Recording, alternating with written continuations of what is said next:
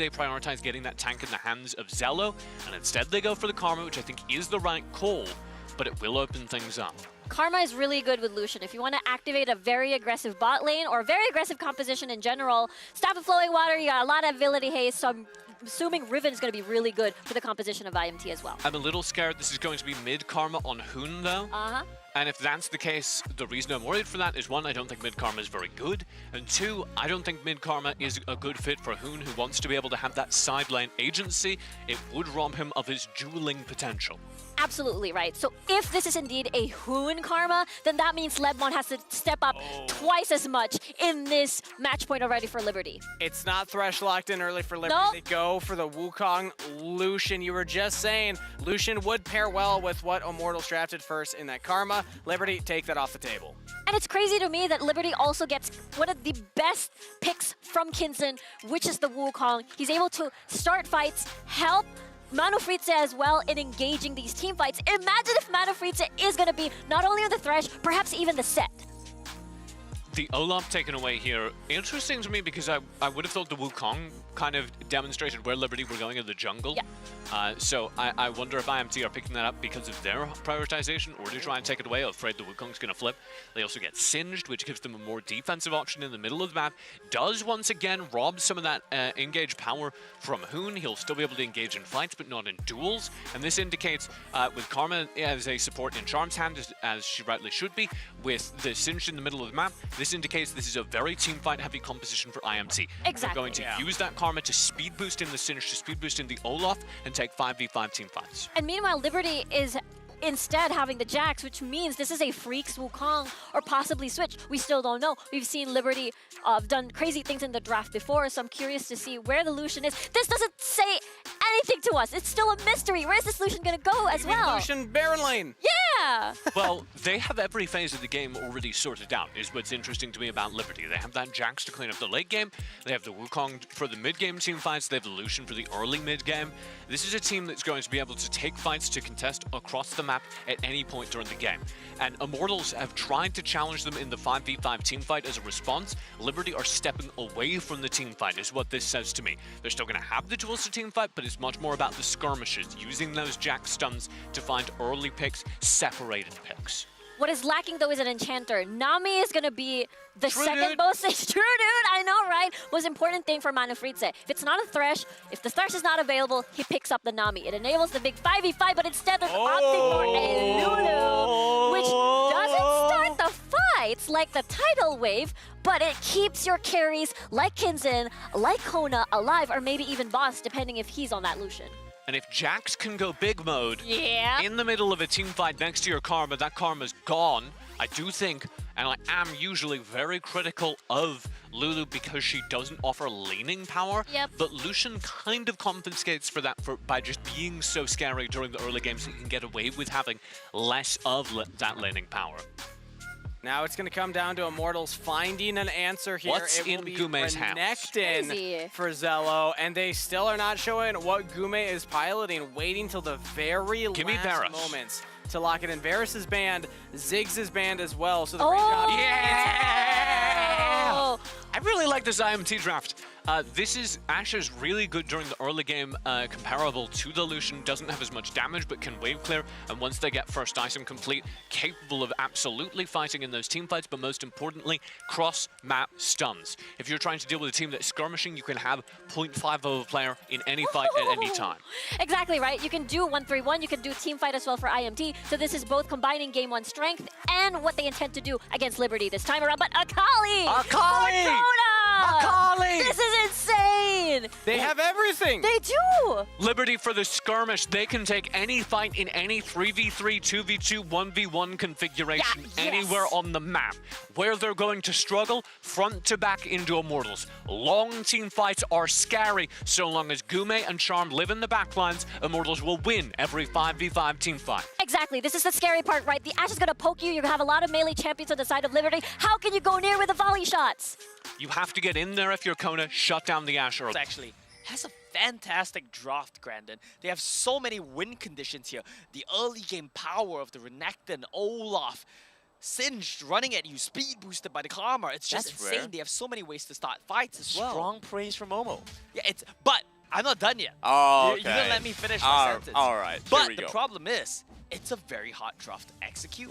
It's a very timing-reliant draft that you have to play around your power spikes because you're going to get outscaled if you don't. So we need to see if Liberty are able to make use of that information, knowing that there are some weaknesses potentially here to abuse. Just play it slow, right? Because Liberty, their comp favors messy gameplay. Their comp favors long, drawn-out team fight skirmishes where you kind of just do whatever you want. You just run at your opponents. I mean, Omo, Immortals, you talk about play playing it structure. slow. Yeah. We saw last game. Well, that is true. They are prepared to play it slow if they Yeah. have to. I think that's something that Liberty have been able to adapt really well to coming into the series. The fact that they're not feeling an urgent need to make an aggressive play where they don't have to. But see, that's the thing, right? If you told me that a WRL team, if you told me that FPX was playing IMP's team comp right now, I would say that's it. That's a great drop. They're going to win the game. Oh, Freaks. Beautiful catch onto Freaks. Oh, The no, he messed adhesive up the ground. there prevents the flash and first blood over to IMT. And this was a matchup that Liberty opted into. They put the Wukong into the Singe because they wanted that matchup. Obviously, you want the Akali into the Renekton as well, but it ends up biting Freaks. Gets taken down right from the get-go there. Good combo coming in from Hoon and Lapmon. A chance there for Immortals to find a kill, to find a lead that they so desperately need in this game, and they get it. Yeah, and keep in mind, last game as well, we went like 10 minutes without a single kill, so we're off to a great start already here, off to the Oh races. yeah, granted. absolutely. Exponentially more to begin this one. Exponentially, indeed. But beyond that, we have to see what Liberty want to get done here, right? Because Immortals, they're going to be content farming up to hit their ultimates, and then they get to start running you down. Whereas Liberty have a lot of late-game scaling options. Between the damage from the Jax, the crowd control from the Wukong, and just the overall scalability of the Lulu, there's still a lot to play for. Yeah, I think if you look at this game, right, Liberty has all the late game winning options. Well, I wouldn't say all. Immortals have a lot of ways to win the game as well, but it comes down to execution. Sure. Liberty don't have that burden. They kind of just do whatever they want, and their team comp favors that. Just brawl, go late game charm, though. This might be interesting. But this is still risky here for Zello. They managed to find the first cash. A beautiful route. They try to chase after the undertow there. The Ignite going down, but they still need a little bit more damage. Kona escapes. He reckless swing the creep, Brandon. He flashed in, undertow. Oh my goodness. Okay, Charm. that's 2 flashes to not get a kill. Nearly catches a kill there, but will miss that chance. The risk of Liberty make their way to the top side, protecting Kona. Oh, rough start here from Immortals, especially since we emphasized the point of how their comp needs to hit timings, needs to play aggressively. Calling onto Gume. Good play. Forces Gume off the wave. And I have to say here, he's actually so close to a kill. A flash in, dash in, relentless pursue, piercing light. Scares him off the honey fruit. I love that from Boss. Won't happen. Won't happen indeed. And I mean, it it's, scared me too, so. Yeah, it kind of freaked me out. I thought Boss was going to steal my honey fruit. I'd be more concerned about the kill, you know? No, the honey fruit first. Sure. It's 15 gold a piece, Grandin. Oh, yeah? That's good stuff. Yeah. You get 3 of that, and that's your quarter of the way to a ruby crystal. That's something for you guys to think about. Well, I do believe that Gume will be going for the Storm Razor first, so no utility Ash. We're going all out damage this game. And he is one of the late game damage sources on his team. That's what we want to see. That's what needs to be done. They also still need his utility against Kinzin, I'd say. Yeah. Once that Counter-Strike comes up, honestly, you get so much value against champions like the Ashe. You know, Lapmon kind of didn't quite work out on the kill in the Baron lane, but he did get first blood. Oh, where's the arrow going? Where's it going? Got the bottom Nowhere. man. Nowhere. They catch out boss, but there's no follow-up for this. Yeah, it's desynced, right? This is kind of what we talked about with BRU earlier today, right? When you play comps that are reliant on timing, burden is on you to execute. Immortals, after what we saw from that game 1, I'm a bit hesitant to have faith in the comp, which is reliant on execution. I think for these teams, ease of execution is really the name of the game, and that's exactly what Liberty have. I can't emphasize that point enough because I think it's such a defining factor of this game. Sure, I'll help you out. Sure, Yeah. go for it. No, I mean, I'll just say it more throughout the game. Okay. Wait, that's it? Yeah, I'll help you out. Liberty have a really good, easy execute composition. Okay, they do. They truly do. And we do see exasperated right now. Well, objectives are up. Immortals want to force the issue right now. Immortals want to take a fight. Immortals don't want to trade objectives. Ooh. And Immortals will start off the Rift Herald. But do they have the vision to make this one work? But they're on a ward right now. And Liberty are going to try to trade. Liberty should be able to trade the Dragon. So scaling's going to be good for them. Rift Herald gonna go down quickly. Liberty a little bit slower on that Dragon, but they have some damage nonetheless. There we go, Rift Herald picked up.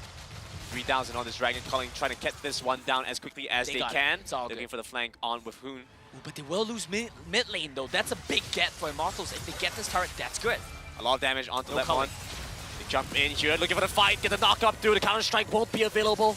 Kinzin not able to get the stun down, and mid lane turret survives after the onslaught from Immortals. Oh, it's a bit unfortunate. If our culling was available for Boston, that could have been huge. Unfortunately, not quite able to elongate the team fight. Turret mid lane is still alive, but it is very low right now. And Freeze actually healing up and shielding up Freaks by a lot there. Yep. Don't have much damage Big buffs. between Hoon and Chom. The Wukong into Renekton matchup is an interesting one. I know it's been Akali into Renekton for the most of the game, but eventually I assume they will swap back. And at some point, I think Wukong and Akali both have winning matchups into Renekton and Singed. So that's Liberty winning the side lanes later on as well. I feel like as the game goes on, Liberty just get happier and happier. So Immortals Really on a have to timer. press the issue. Yeah, on a timer. Comp as well is very reliant on execution. Can they do it? That's the million-dollar question. But Immortals do have a slight goal lead up until this point, especially with that first blood kill. So Liberty are going to play it a little bit safer. They don't want to overextend, run the risk of making a misplay. Whoa, whoa, whoa. Latmon has Gargoyle Stoneplate as his first pickup here. Not the Righteous Glory that we normally see from most Olafs. He wants to be run in and be tanky. An interesting choice. I mean, I get it, right? When as Olaf, half the time you run in, you just get one shot. But also, like, I know it doesn't negate the damage on your Reckless Swing, but you still want your damage from your Undertow, your autos. But they want some stuff here for sure. Angelic Wizard Arrow is actually going to prevent That's LBR from going to chase them down too quickly. Makoon's still in a spot of danger. Cycling being used again. Freaks getting very low, taken down. Immortals with the kill. Not quite enough damage right now from the Freaks and Kinzin duo. Jack still needs time to scale. Freaks doesn't have the items for it either. So they will just lose out to the early game power of Immortals. You see Kona and Boss over in the mid lane Coming starting to low. rotate over. I'm not sure if there's anything to be found here. Yeah, Immortals just get to back away. That's a poor timing play there from Liberty, and they will lose the top lane turret as a result of that one. Well done, Consequences Immortals. of their actions. Immortals pull ahead to an even bigger gold lead right now, sitting somewhere along, what's that, 3,000, 4,000 gold? It's good, but they need to maintain that gold lead, and they need to accelerate it at the next Dragon fight. You said 3 and 4, but you were like, 3, 2, it's like 4. right in the middle. It's like I said 3.5. 3, 2, 4. Sure, but it's like right in the middle. It's so You close. expect me to know a 0.5, Brandon? Yeah, it's difficult.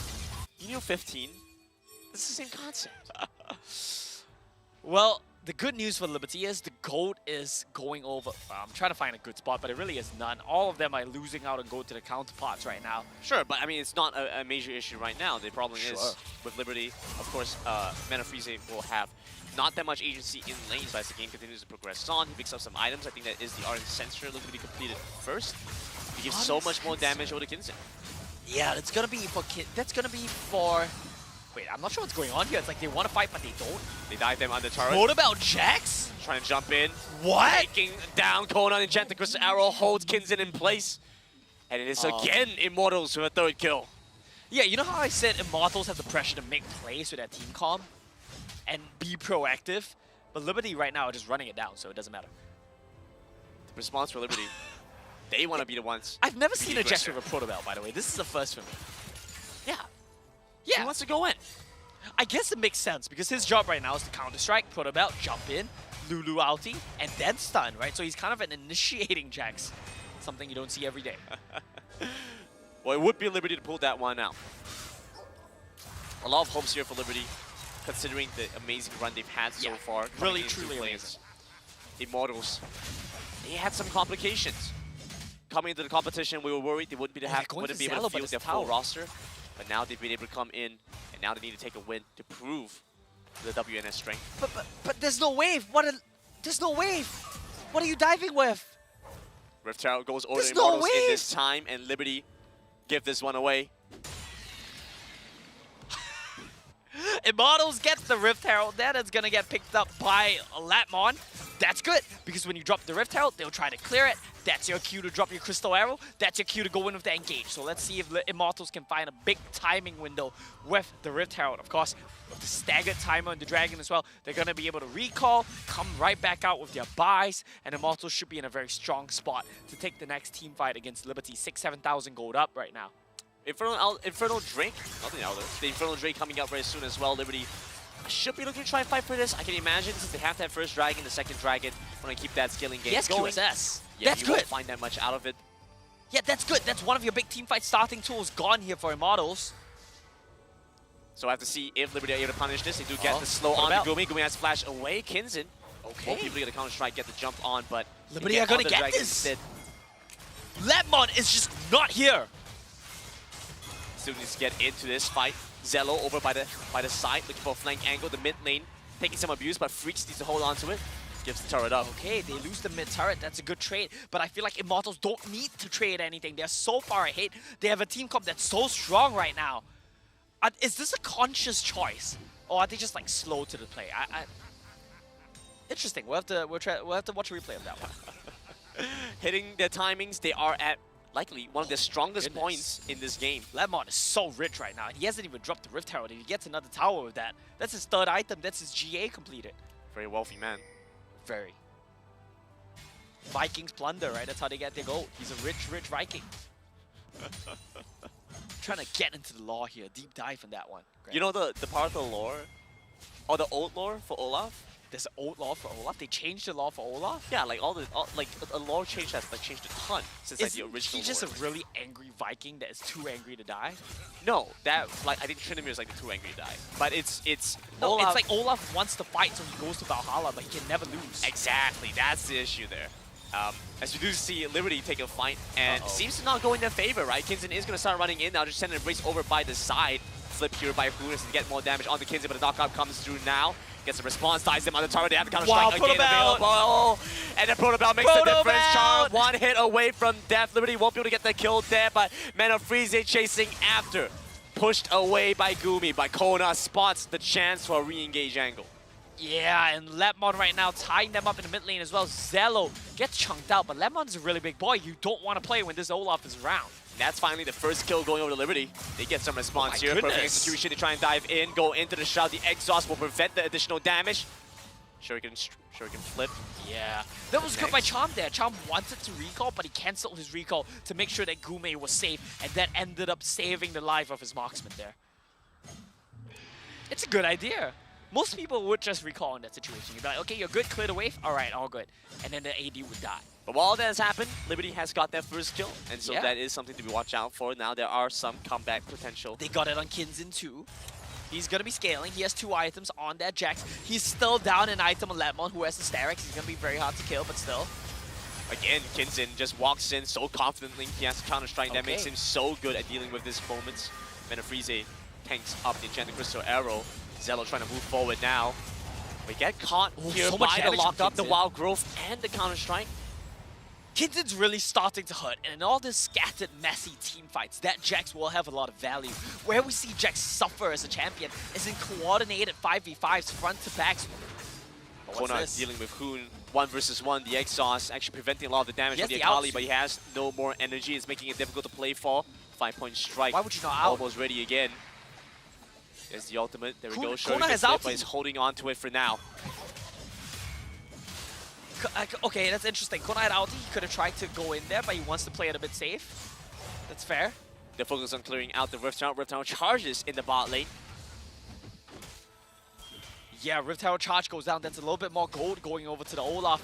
I do believe he should be building just straight up tank items right now, right? He has enough damage, more than enough damage. So let's see what he wants to go for. It's going to be Death Dance on his counterpart. Kinzen, once that one gets completed, he slowly starts getting tankier. As I was saying about the Jax front to back team fights is where he suffers. If you kite him back, just pick on him with all your CC spells, he really does lose out. But in these messy skirmishes with the Lulu to buff him too, he's going to be very strong, I expect. And the Immortals have really managed to find a goldie for themselves in this game, right? 7,000 up, and they're continuing to build on top of that. Oh, Koruma's dead.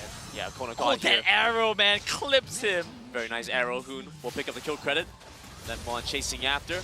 Immortals in very strong position now in this game. closing in on a 10,000 gold lead here is going to be Immortals. They have full control of the game state. They have full control of Liberty's jungle. They want to bring us through a game tree. Liberty do have the 2 dragons, so Elder Drake might be an angle to play for, but looking at how the game state is going, 15.5 minutes coming soon. 3rd Drake not spawned yet. Liberty playing tower defense, trying to hold onto the towers. There we go. Kinzen starts off the fight, tries to dive in forward, but he has to start moving with it. Pro about to escape, but caught here again by the Mega Adhesive. Liberty have to start backing away. They don't quite manage to take a fight, but that's going to be a 9,000 gold lead right now for Immortals. The dragon is spawning soon. It's going to be a Cloud. I don't believe that's the Elder, right? No, it's just a regular Cloud Drake. So honestly, Liberty right now, I think you're happy to give that one up. Honestly, if you see Immortals go for Dragon, maybe you just try to YOLO Baron. At least you would trade farm on the top side of the map. At least you would trade towers. That's what Liberty are calling for right now. Good job. Maybe you really do YOLO the Baron. I feel like Lucian, Jax, you can try. But Immortals very quickly identifying this and running over to the top side. They spot out vision of Hoon. Hoon's coming in for the flank angle. Check the Crystal Arrow flashes, dodges it, but it lands on the Kinzen instead. And Kinzen now in danger, has to run away. Counter-strike lands on the hood, but dashing forward boss is now in danger. Mana Freeze goes down, does not have his ultimate up. Immortals for pick up onto the support. This is a really good set of plays here from Immortals, correctly identifying what Liberty are trying to do and stopping them from trading. Freaks right now, though, he's trying to trade. He's going to try to get the bot lane turrets, but Baron is in the sights of Immortals. Baron started up. Immortals have the means to take this one down. Gumi has the damage, but they back away. Refund the TP! Refund the TP! He channels the teleport either way. Joins into the fight. Freaks. Okay, he had no vision. That's fine. But that's going to be the Dragon going over to Immortals. As far as things go, it could be a lot worse. They will not be able to try and steal away the Baron, though.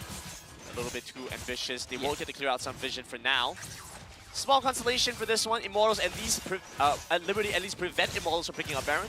Yeah, Liberty right now trying to set up for a Death Bush, but I think Immortals have the vision. They will not fall for it. The Dragon goes to Immortals. Liberty consolation prize as they close up the gold gap a little bit. I don't think it's quite enough, though. But very good awareness here on the side of Immortals, being able to set themselves up to pick up the kill in the top side. And then further beyond that, also identifying the Baron, moving down to the bot side, picking up the Dragon.